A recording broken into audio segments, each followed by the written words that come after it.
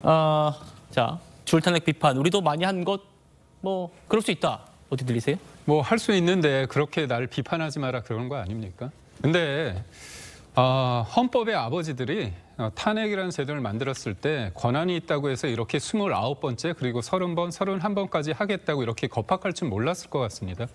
권력이라는 게 권한이라는 게 자제되고 절제되지 않으면 그게 폭력입니다. 이른바 숫자가 깡패란 말이 있지 않습니까? 예. 다 의석수를 믿고서 계속 한 거예요. 근데 저는 사실 생각했을 겁니다. 근데 민주당이 원했던 거는 직무 정지입니다. 국가기관을 무력화시켜서 확실한 시그널을 준 겁니다. 사실상 대통령, 윤석열 정부의 어떤 발목을 잡고 발목을 비틀고 아예 제가 볼 때 발목을 부러뜨린 거예요. 근데 왜 그랬을까요?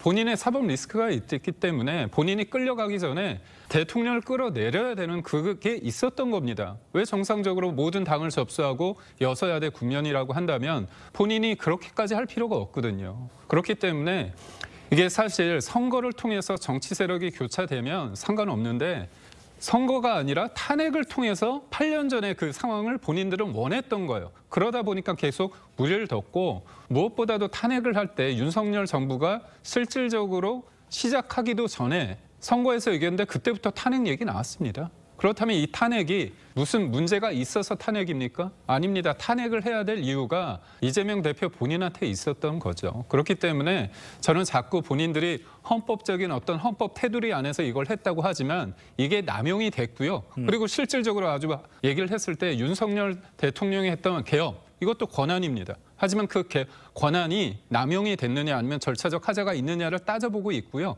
그게 곧 지금 내란이라고 단정 지을 수도 없습니다. 그렇다면 저는 역으로 실질적으로 국가기관을 무력화시킨 건 누구냐? 민주당의 탄핵은 실질적으로 무력화됐어요. 그렇다면 그거는 의회 독주이자 어떻게 보면 연성 쿠데타, 의회 쿠데타라는 지적도 할 수 있습니다.